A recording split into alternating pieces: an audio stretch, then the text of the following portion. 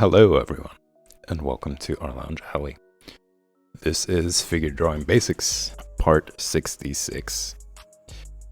And I will be jumping in today's stream right after I introduce newcomers to the Patreon page. So what you're looking at over here is 6 tiers altogether. Each one is different. Each one of them offers something different from the next. And I'll start off with tier 1, official patron, $2 per month. And for that, you get access to the Discord server, which is basically a chat room for everybody to get to know one another, share content, and talk about anything under the sun. And next, we got tier 2, all access patrons, $5 per month. You get all the previous tiers benefits, plus you get early access to finished pages and exclusive content, and pretty much any of the work that I will be posting onto Patreon. You will also get access to the Discord server as mentioned, and something I forgot to mention, the first tier is your patron name listed in the credits as a way of saying thank you for keeping Art Lounge Alley going. I'm going to start doing credits at the end of the stream, and you'll find your name listed there. Next, we got tier 3, critique submissions tier. Now this is $15 per month, and that gets you an opportunity to have your work critiqued live on stream.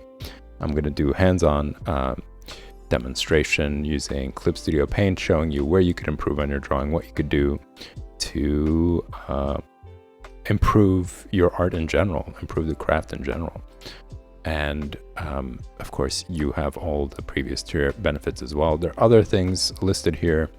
I encourage you guys to take a look by going over to the About section in the Twitch channel, where you will find the Patreon page link.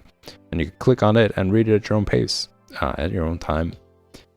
And if you got any questions, of course, I'm always happy to answer them. Next, we got tier 4, Kickstarter patron, $25 per month, gets you a high resolution digital painting done of you. And I encourage you guys to get creative with it, show your individuality. Some ideas to throw out there: you could wear masks, put on makeup, wear glasses, all sorts, make expressive face expressions, hats, and accessories. They're all highly encouraged but not required. You could send me a photo of yourself from your head down to your chest, and pick a favorite color. That could go into the digital painting of you. And of course, you get all the previous tier benefits as well. Now, the critique is going to be held every Friday from 8 until 10 p.m. And the Kickstarter patron is going to be held every Thursday from 8 until 10 p.m. So it's going to substitute what you guys are seeing today and what you're going to see tomorrow. So moving on to tier 5, artist promotion. It's also $25 per month, but this is limited to intermediate or advanced artists who would like to have their work featured on the stream. It's an opportunity for you guys to branch out, to be promoted by the Art Lounge Alley, and posted on all the social media platforms that I post to regularly, as a way to get more viewers, more viewership, and have people take more interest in whatever you got cooking. So that's going to give you 5-minute airtime on stream. It is a requirement for you guys to send in a video. That way you could introduce all your work and you could talk about it in a way that you'd like, in a way that you'd want to present it. It just takes iMovie. Like, I have iMovie, I use that. It's pretty simple. Doesn't really require for you to be like really knowledgeable on it. It's pretty basic, I think. It only took me a couple of days to understand some of the features on there, how to put a video together. But it's not necessary as just an idea to throw out there. You can use something better or more simple or whatever have you. But yeah, that is the requirement for this tier. I will also be promoting your social media platform. So whether you got a website or you got a profile that you want viewers to see, that's going to be posted in the intro, or the whenever I go live. I usually post if there's a special intro or not, and you would be featured in there. There's some important info on here, all different ideas. You know, it's not limited to illustrators. It's open to all sorts of artists. So if you know anybody who's interested, introduce them to the Art Lounge Alley. and there's some tips and ideas for all different types of artists for the stream. So as I mentioned, you guys can check that out in the About section of the Twitch channel, and you could head over to the Patreon page to see the full list of the info on there. Next, we got private tutoring, tier 6. It's limited to 15 people, but not limited to your skill level. So you could be a total beginner, and this would be a perfect place for you. So $65 per month gets you 4 video lessons catered just to you per month, and it's going to be 1 video per week, 30-minute video showing you what you could do to improve the drawing that you need to submit.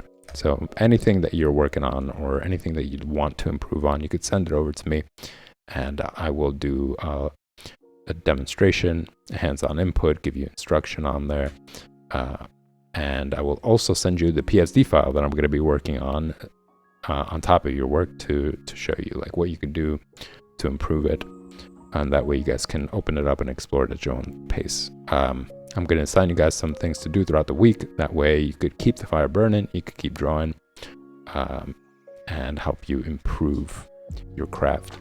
You'll also get a private Discord channel, which enables you guys to send me messages, send me progress, send me anything that you got, and it's going to be kept between me and you. Nobody else is going to be viewing it. No one else is going to see any of the posts that you make. That way we could keep the communication going. So as I mentioned, you get 4 personal video lessons per month, the PSD file, and an exclusive Discord channel, and of course all the previous tier benefits as well. And that pretty much does it, y'all. That's it for the intro. Now I'm going to jump over to today's lesson. So I'm kind of picking up from where I left off yesterday. I spent a lot of time crafting the ear. I really got into it, I guess. Really did some shading there. But really it was just to demonstrate that any part of the body that you do draw and you take the time to study, it's, even though that might not be your goal, you might not want to do realistic work or, you know, that level of detail work.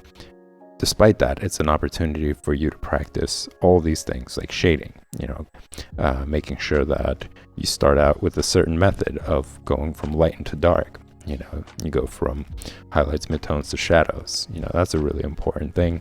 You get more exercise with your tool, with the pencil, which allows your hand to be more flexible, to make all sorts of lines, to make to be sensitive to all sorts of pressure when it comes to shading, or when it comes to even sketching things out as well.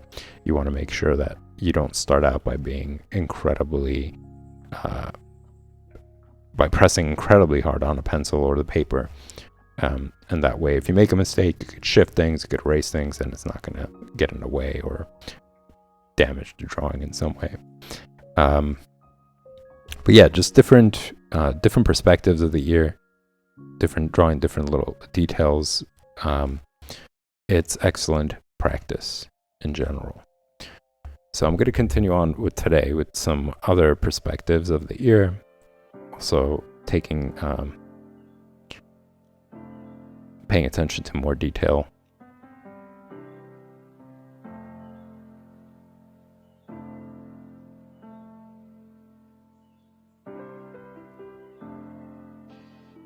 Gonna make sure to retain the angle.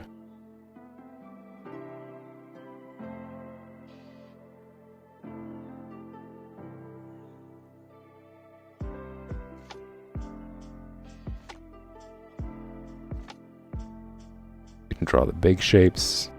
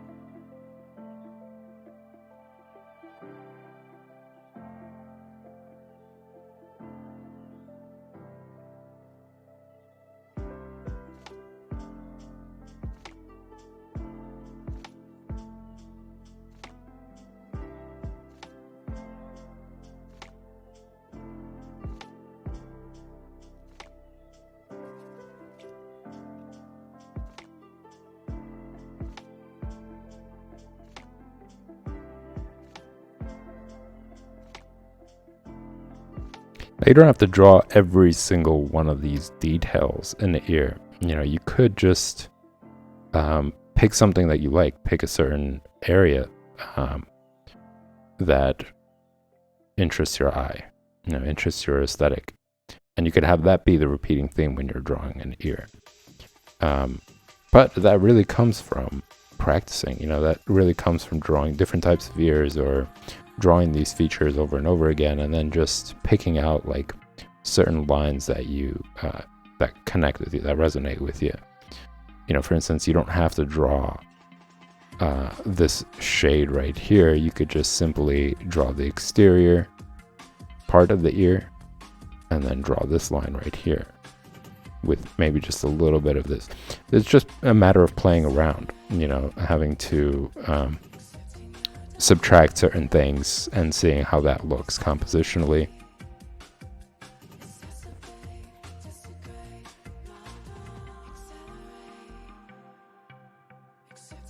Because as I mentioned very frequently, all these features vary. There isn't really like a standard way of drawing these features. There is a general shape, and that shape is what you would see here. Like this is the general shape of it, but as you could see, like this ear is different from this ear, and this ear is different from this ear. You know, so it's just a matter of preference. You know, it is a matter of aesthetic, like what really resonates with you. You could have multiple ways of drawing them for different purposes, for different reasons. You know, there is an aesthetic to them. Now,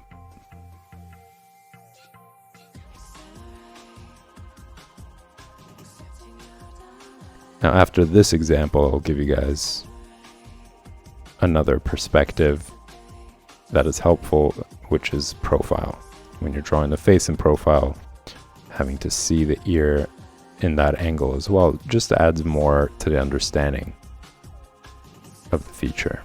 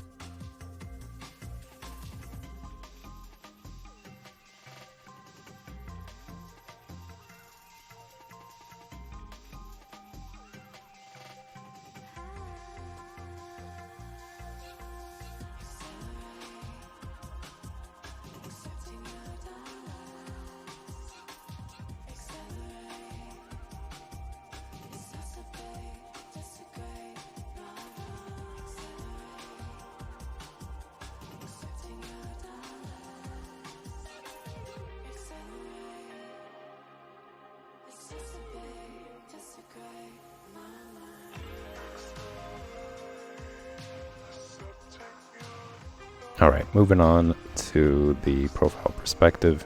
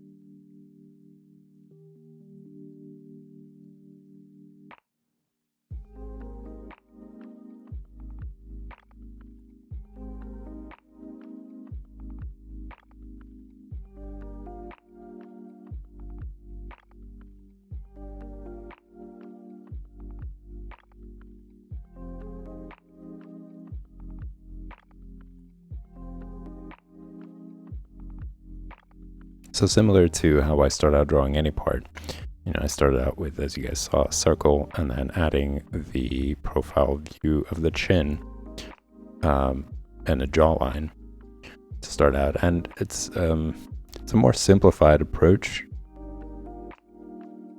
You know, rather than starting out with like a specific feature, I'm making sure that it fits within the area that I want it to be in. You know, not overlapping this, having its own space. That's the benefit of that approach, which time and time again it proves itself to be very useful.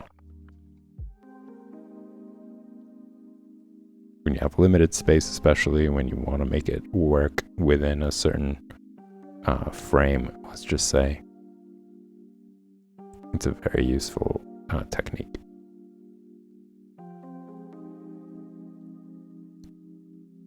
And as I mentioned frequently, if you make a mistake and it ends up bleeding off the page, like let's say you draw the nose and it's big enough, or it should be big enough to be proportionate to the head, then you start drawing out the head and you eventually get to the hair, and then whoops, it's coming off the page. You know, or it's like touching this corner when you really didn't intend to do that.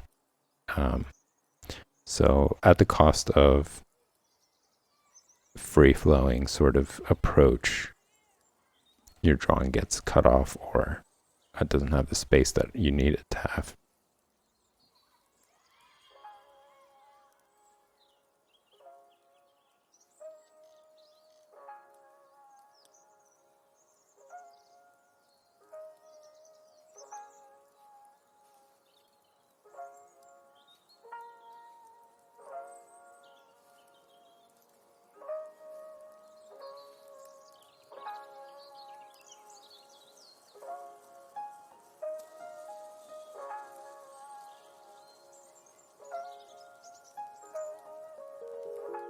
Now, in this perspective, notice how, again, something I mentioned very frequently, the space between the eye and the nostril, you know, that gap right there plays such an important role in making your drawing look either right or making it look warped.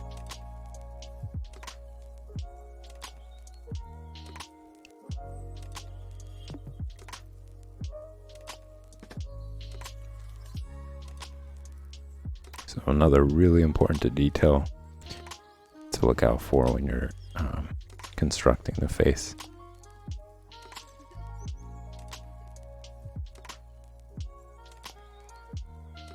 Is the eye, the bottom of the eye, close enough to the nostril area, or is it stretched out?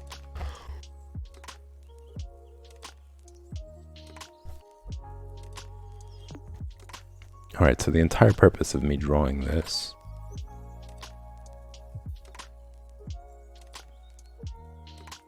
is to show.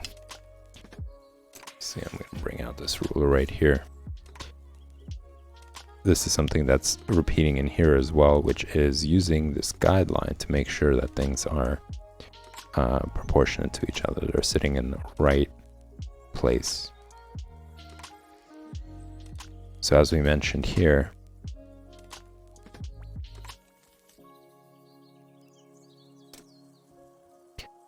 where the top of the ear is on the same line as the eyebrows, and the bottom of the earlobe is right where the nostril or the tip of the nose is.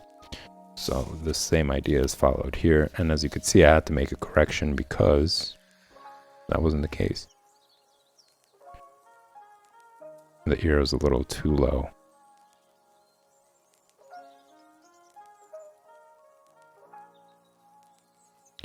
And then also gonna draw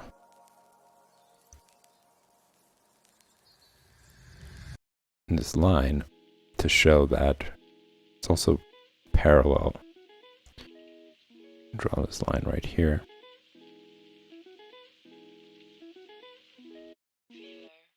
How this line is parallel to the angle of the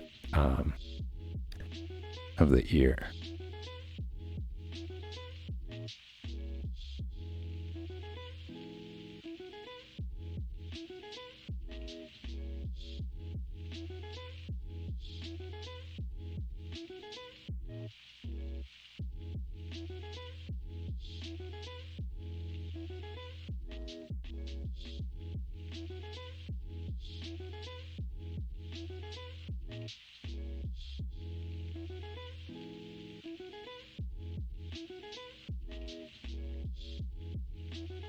also pay attention to another really important detail when it comes to drawing, especially when it comes to drawing the head in profile view.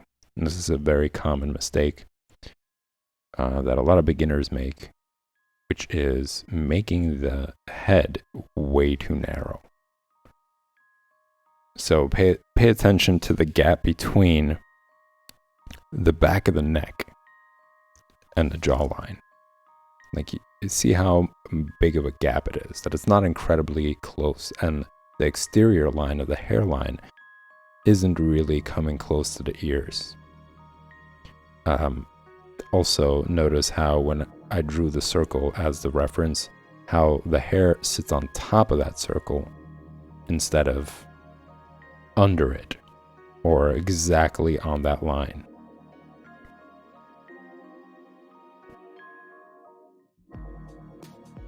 Which I do have to make correction to, actually, as I speak about it.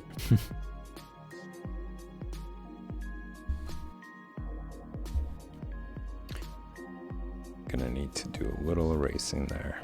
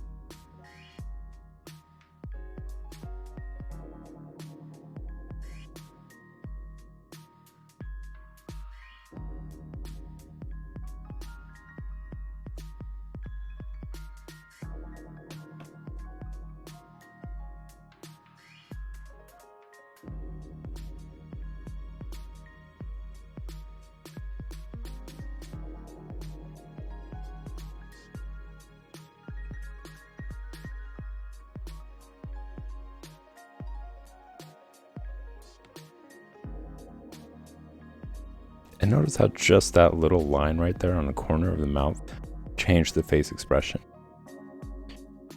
If you guys just like rewind and pay attention to it, you'll see how it kind of went from like a pretty serious face to a slight smile, just by adding that tiny little bit of detail. So you could see how sensitive the entire process is when it comes to drawing the face, and how little differences like that, little details like that, can transform a drawing. So imagine if that is the difference of what would happen if, for instance, you didn't pay attention to the gap between the eyelid, or let's just say the bottom of the eyelid, and the nostril. Like if the eye was a little bit higher, you know, how much that would throw off the entire drawing kind of, and make the drawing look kind of broken, you know, anatomically incorrect. And the symmetry would be off.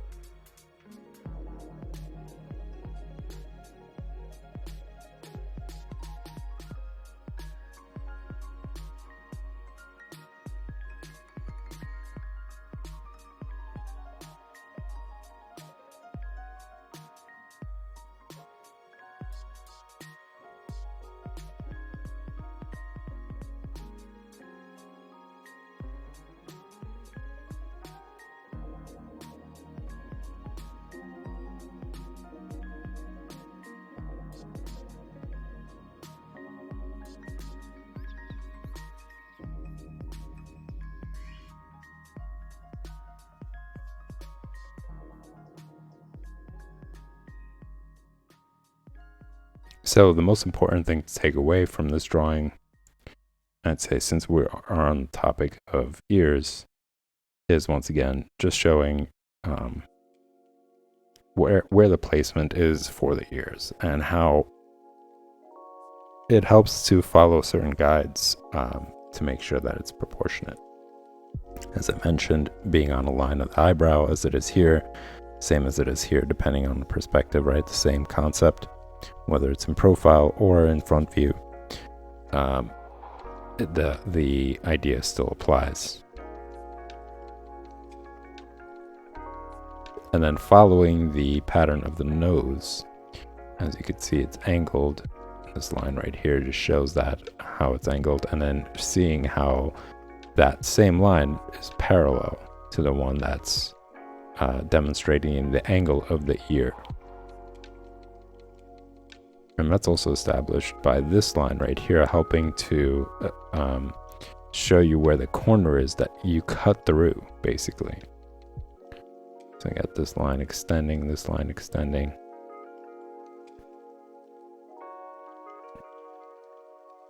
And this this vertical line is basically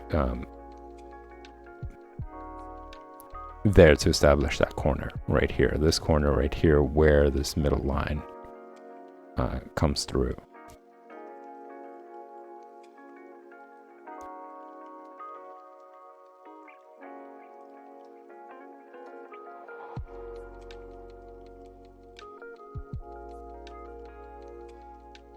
Now this is going to be another angle for the ear. Another way to demonstrate a different position, and it does become handy. You know, there have been multiple times where I was drawing a comic book panel and I was looking for an interesting perspective, and one of them being the character is turned away from the camera towards the, let's say, protagonist or antagonist or whoever, and this detail turned out to be pretty important.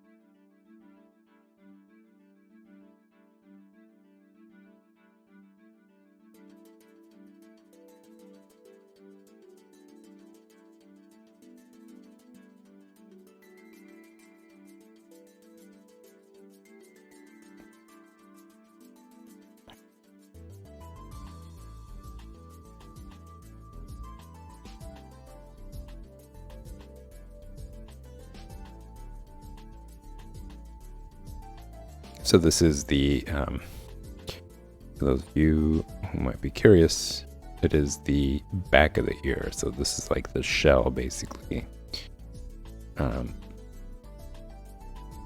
Which is like the back of the ear. It kind of looks like a shell. But this is the area where it's like the internal part of the ear, like this area. So the other side of this is basically that right there.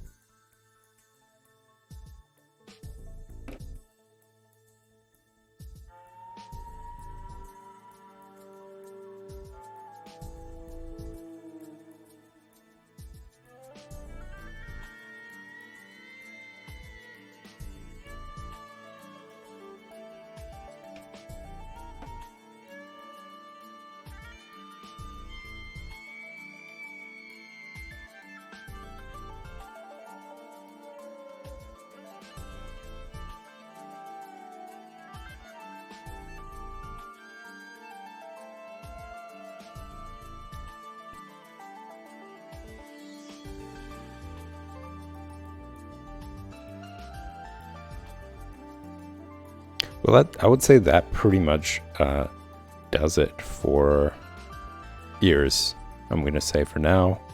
And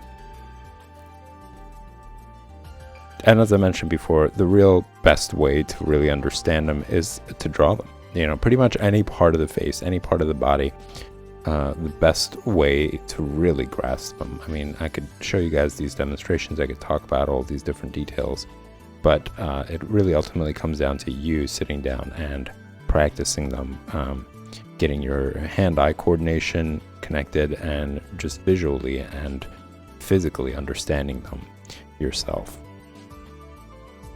But I will be moving on to doing the chin now, and you know, just the same way it applies for the chin as well. There's many variations to it, and I'm going to do several examples of them.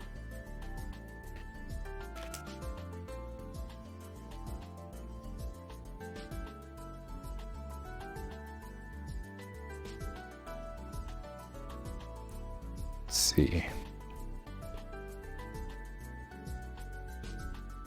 Just trying to make sure that it's in view for you guys. I had a tendency of drawing and not really realizing where it's leading to on camera. But I'm going to do several examples here going across, showing variations.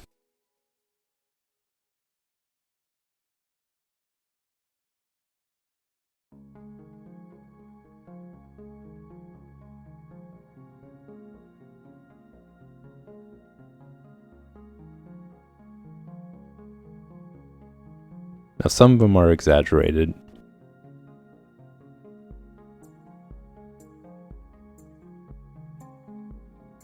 But not too far away from the truth in terms of their variation, what kind you will see.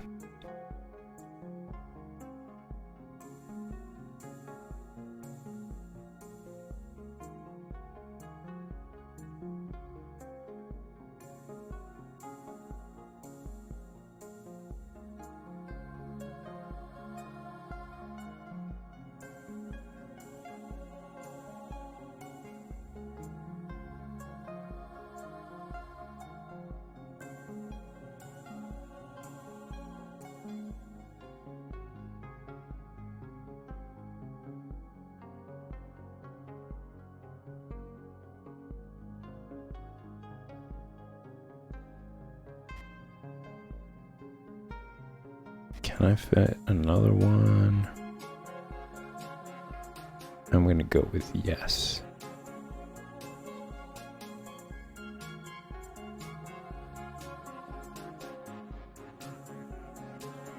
Alright, so going back to the first one, it's your more common one, I guess, is the square jaw.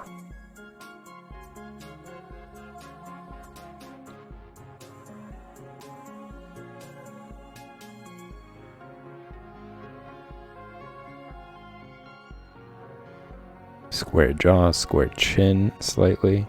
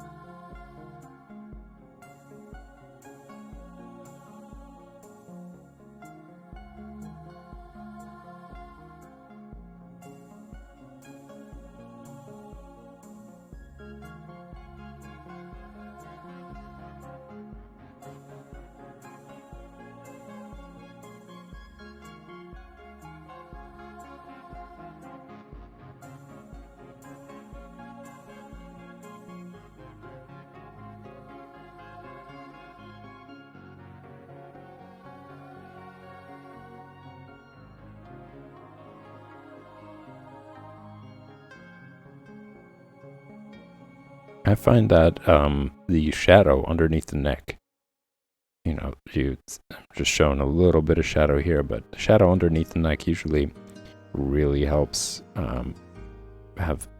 give the face more dimension.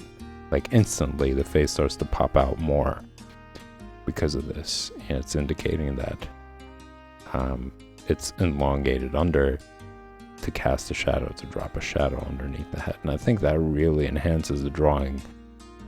Simple thing like that really enhances your drawing.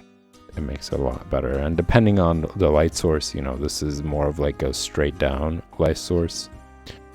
But if one that was coming from the top left, there would be less shadow here and more shadow on this side, and vice versa if the light source is from the top right. But this little detail right here just kind of reminded me of that.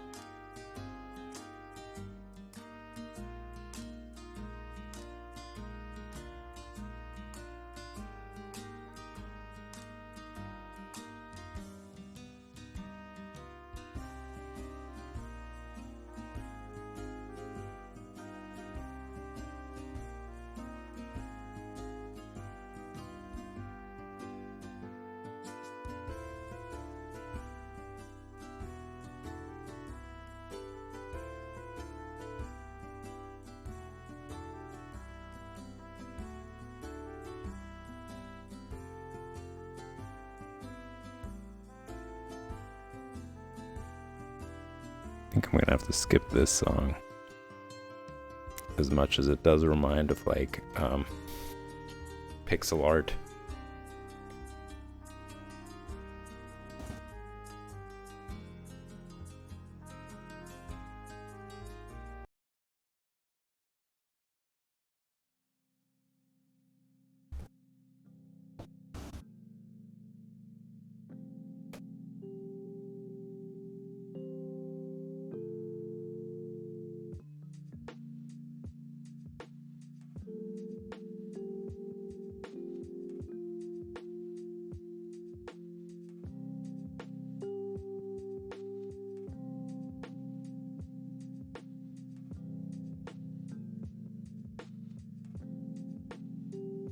So this chin, following the square one, is the complete opposite of it. It's very pointy. It suggests a little bit more of a feminine appearance.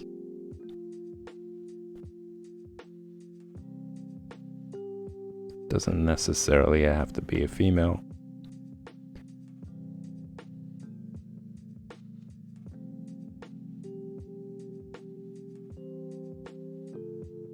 But I would say that this shape is more associated with youth, I want to say, like either feminine or youthful appearance.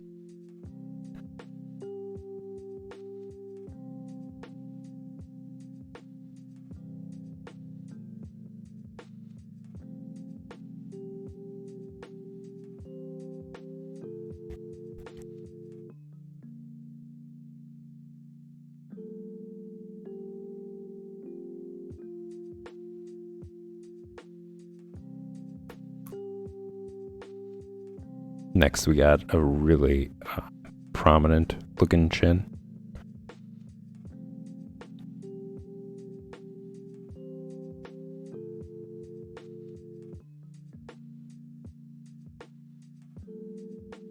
It's fun to draw. Has lots of character.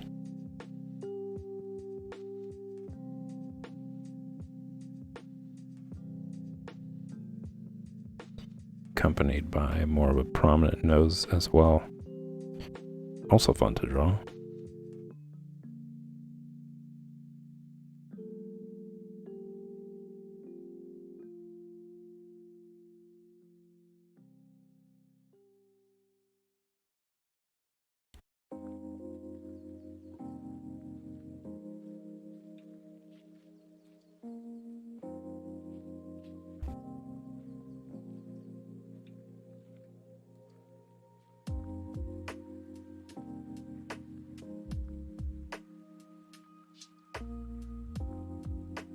Lady Suja, hi Lady Suja, writes pixel art in the chin drawing indie RPG. Yeah, I would say that kind of, it does resemble a little bit that, like I want to say the pointy chin does remind me a little bit of that.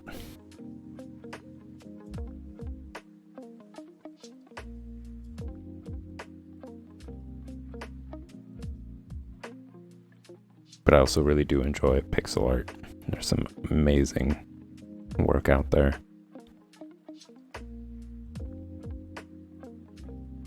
Actually, there was a game that I played not too long ago called Blasphemous. That's probably deserves a special intro on its own. You know, I had done video game special intros before where I introduced Amanita game design, where I introduced Missionarium, and the recent release, which was a lot of fun, Creeks. Neither of those are pixel art, but they're very well made, very well designed and creative games. I absolutely love those games. But talking about pixel art, Blasphemous was it was really challenging, I want to say. And I wasn't even playing it at its worst level.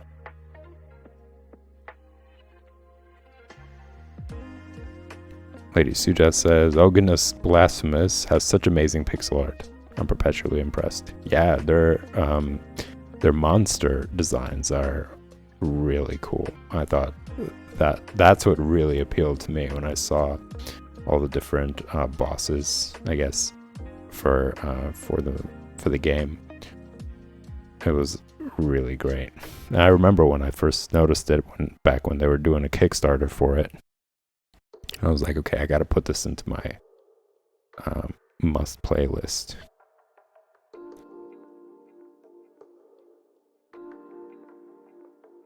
Did you get a chance to play it? Did you play it all the way through?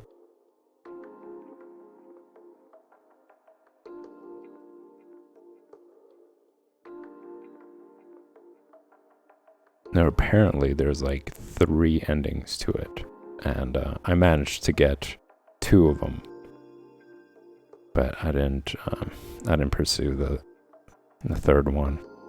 just don't have the time for it. I barely had the time to actually finish up that game because it was time consuming. Like when I get into games like that, I start going into it heavy. Like I'll go into the lore, I'll read everything. I'll read things about the story and the characters and stuff. But I think they're actually like continuously releasing updates and like including new features there. Lady Suja says, "Oh no, I'm terrible at video games, but I have a friend I watch play. Tell me about your playthrough though. How did you find it?" Yeah, I really did enjoy it. I liked the story.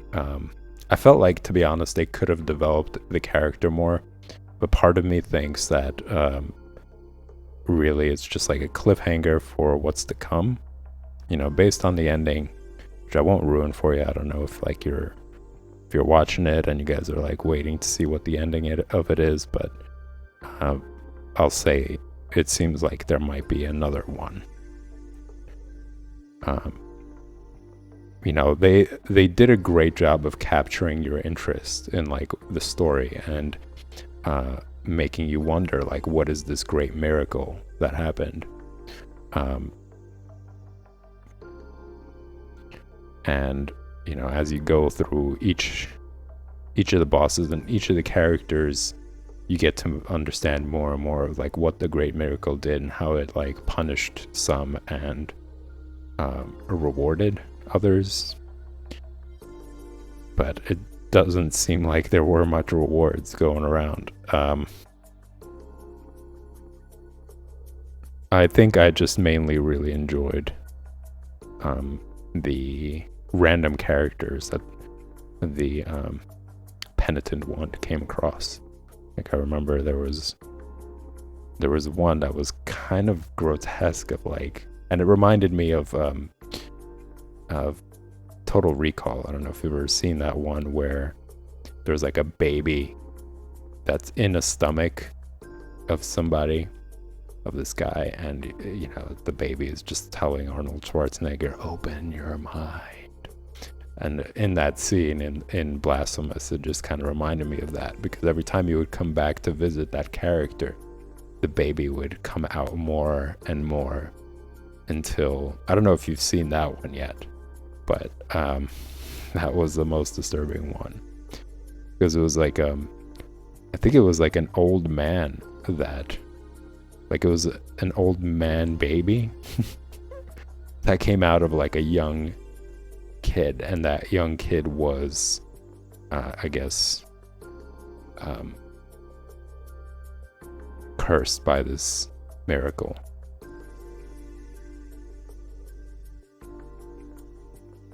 But when you get to read more about the lore, you understand like how these weird things that would happen, or curses would happen to each person. Like you get to figure out the story prior to how the great miracle ended up punishing them. So you see that the punishment kind of goes into what they've done. I thought that was pretty interesting. But yeah, I really do wish they developed the story more. They gave you a little bit more insight, and I'm all for like open world kind of experiences where, you know, you could go through the game without having to like go through each and every single section. But in a game like that, like I do want to be led through all the characters and like understanding more about them, and more about the world, and more about like the characters that they encounter. Is just I guess I didn't get enough of it. And what I do remember also, which I really liked, were paintings that came to life. So you would like walk through, and then all of a sudden the painting would come out, and like a sword would come out through that painting. I don't know if you've seen that level yet, or if you're up to that level. But each part of the map, I guess, as you progress through the game. It has its own specialty, and like I remember that was one of them. And then there was another one where there was like a manatee, I think. You had this like massive hammer. So their character design was so creative. I loved it. It's what really drew me into it. But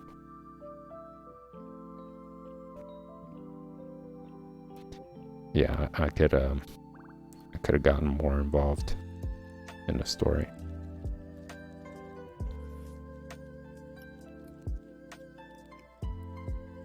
And for the rest of you, if you guys haven't heard of it, have never played it, I will absolutely. Thanks to Lady Suja, for reminding me of that. Talking about pixel art. I will do a special intro where I show you guys all the different features and maybe do a little bit of digging and find some like art as well. Pixel art to show you guys.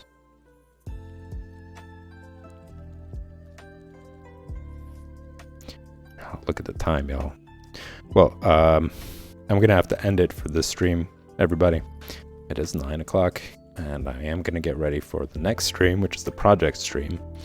I'm pretty excited about it. I'm gonna be continuing on working on something that I've been coming up in my imagination, and it's moving along. It's getting closer and closer to the next phase. So stick around. I'll be back in 5 minutes. Lady Suja says, it sounds like they did a good job. If you're wanting more, but yes, please do the special feature. That'd be neat. Yeah, absolutely. Glad you're excited about it. So yeah, if you guys enjoy this content, make sure you hit that like and subscribe button. You'll get a notification. You'll also, if you check out the social media platforms in the About section of the Twitch channel, you guys can find out when the next special stream is going to be. Now, that's something I've been talking about this week, but it looks like I'm going to have to wait a little bit longer for the next special stream. I am putting together this this book that I have, and there are a lot of artists on there that I want to show you guys. So it's taking me a little bit longer, but I will absolutely be showcasing it this coming week. So yeah, guys, stick around. I'll be back in 5 minutes for the project stream.